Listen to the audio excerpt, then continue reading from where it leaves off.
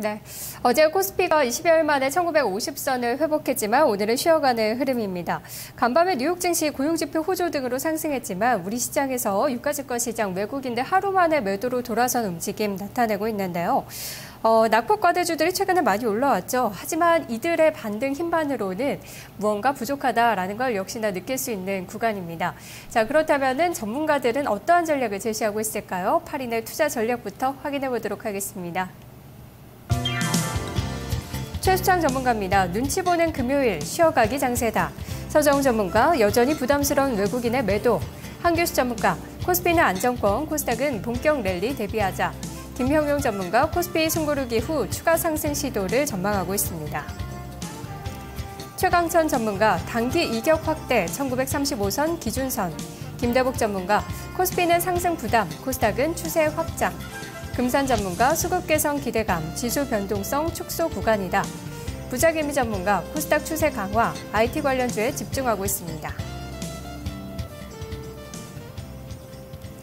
네, 전문가들 의견이 대체적으로 비슷합니다. 악재가 소멸되는 구간 속에 있지만 상승 모멘텀도 부족한 자리인데요. 따라서 기술적인 반등을 좀 기대하고 있고요. 코스피는 쉬어갈 수 있지만 코스닥의 랠리는 이어질 것이다 라는 데 초점이 모이고 있는데요. 두 분의 전략 자세히 들어보겠습니다. 먼저 최강천 전문가입니다. 안녕하세요. 네, 안녕하세요. 반갑습니다. 최강천입니다. 네, 단기 이격 확대 1935선 기준선이라고 제시하셨는데요. 일단 오늘은 눌림목 구간으로 보시는 것 같네요. 네, 일단 그렇습니다. 지금 그 거래소 시장 쪽은 계속 좀 매수 신호는 지금 유지가 되고 있습니다. 1913선에서 매수 신호가 발생된 이후에 여전히 좀 나타나고 있고요. 1940선에서 어제 오전장 등락 과정은 있었습니다만 오후장 다시 발산하는 그런 움직임이 좀 나타났죠. 1950선까지 올라오다가 좀 이격이 좀 확장이 좀 되다 보니까는 1차적인 지선이라고 할 수 있는 게 이제 1942포인트거든요. 그다음에 2차 지선이 1935라고 얘기를 할 수 있는데 1차 지선 내에서 일단 눌림목 조정 구간으로 막고 있는 그런 흐름이다라고 좀 봐야 될 것 같습니다. 일단 중기적인 흐름에서는 1935선만 이탈지지 않으면 여전히 매수 신호가 유지가 된다라는 쪽으로 보면은 맞다라고 말씀을 좀 드릴 수가 있고요. 여기서는 한 수일 정도는 조금 횡보를 하거나 또는 등락을 좀 거치거나 단기 이격 확장의 이격 축소 과정 정도로 이렇게 일을 하면 좋을 것이다라는 그런 판단이고요.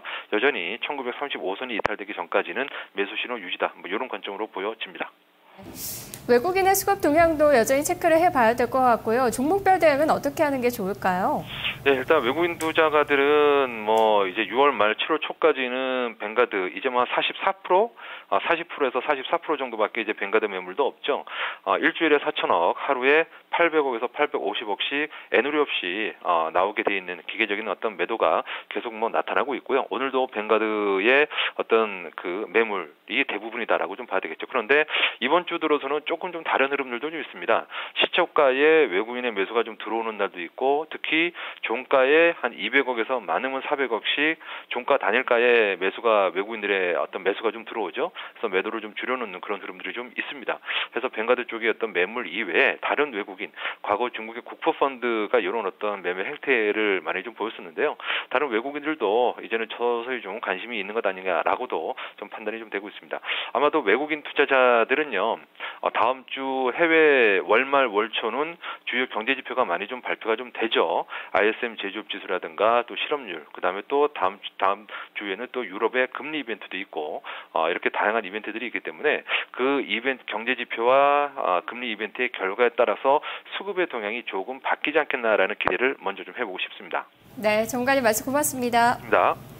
최강천 전문가의 전략 확인해봤습니다. 다음 주 이벤트의 변동성은 있을 수 있겠지만 그래도 긍정적인 관점 유지하고 있습니다. 다음은 한규수 전문가 만나볼게요. 안녕하세요. 네, 안녕하십니까. 한규수입니다.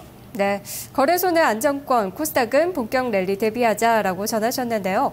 결국은 어제가 코스닥의 매수 기회가 됐었을 수 있겠다라는 생각도 하실 것 같습니다.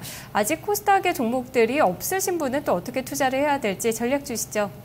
네, 그렇습니다. 지금 현재 우리 시청자 여러분들이 이제 시장의 종목에 대한 접근 전략을 좀 더 강도 높게 좀 또 획기적으로 좀 움직이셔야 될 시점이 아닌가 싶습니다. 거래소 시장은 지수는 일단 안정권입니다만 이제 추가적으로 상승세를 이끌 만한 상승 모멘텀이 없기 때문에 거래소 종목군들은 낙폭 과대에 따른 기술적인 반등이 나왔던 종목군들은 단기적으로 좀 물량을 좀 줄이시는 전략을 좀 단행하시는 게 맞겠고요.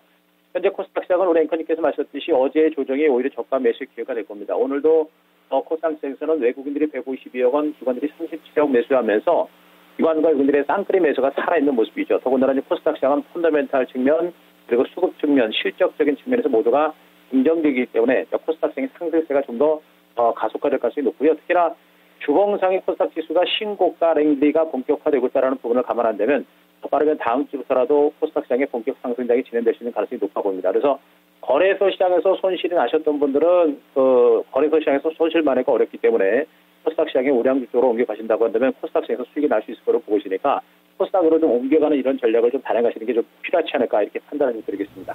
네. 자, 그렇다면 지금이라도 잡을 만한 종목이 있을지 어떤 종목들 보고 계세요? 네, 그렇습니다. 지금 이제 코스닥 시장이 그 업종별로도 굉장히 빠른 순환매가 돌고 있습니다. 코스닥 지수가 간다고 해서 모두가 같이 가는 게 아니라 IT면 IT, 바이오면 바이오, 엔터 이렇게 이제 순환하면서 장세가 움직이고 있기 때문에 한 번에 급등을 기대하시면 안 됩니다. 그래서 포트폴리오를 짜면서 가시는 게 좋겠고요. 이제 바이오 관련주들도 단기적인 조정권에서 이제 반등이 좀 시도가 되고 있기 때문에 바이오 맥락에서 비옥수 같이 이제 반등이 시도가 되고 있는 그런 바이오 관련주들도 조금씩 관심도 갖는 게 좋겠고요. 그리고 거래소 시장의 중소형주들 중에서 실적이 좋은 종목들의 계단식 상승세가 계속해서 진행이 되고 있습니다. 그래서 지금 현재 한국 카본 같은 종목들이 초동기에서 개별적인 반등세가 나타나고 있기 때문에 그런 종목들의 어떤 개별적인 반등도 한번 보시는 게 좋을 것 같습니다. 그래서 거기다 IT 종목군들 같은 경우는 갤럭시 S4 출시에 따른 수혜주, 옵트론텍 같은 이런 업종별로 또 실적과 수급이 따라주는 이런 종목으로 고르게 포트폴리오를 짜고 가신다고 한다면 좋은 결과 나올 수 있을 거로 보고 있으니까요. 중소형주 코스닥 종목에서 손실을 많이 하는 그런 전략 조금씩 더 강화를 시키시는 게 어떨까 판단을 드리도록 하겠습니다. 네, 전문가님 말씀 고맙습니다. 네, 고맙습니다. 네, 거래소에 물려있는 내 종목 어떡할까 마음이 무거우신 분들 많으실 텐데요. 이럴 때 중소형주 코스닥 쪽으로 눈을 돌려보자. 지금이라도 늦지 않았다라는 이야기 나오고 있습니다. 어떤 종목들 봐야 될지까지 이야기 들어봤고요. 두 분의 투자 전략 정리해봤습니다. 투자 전략 나우였습니다.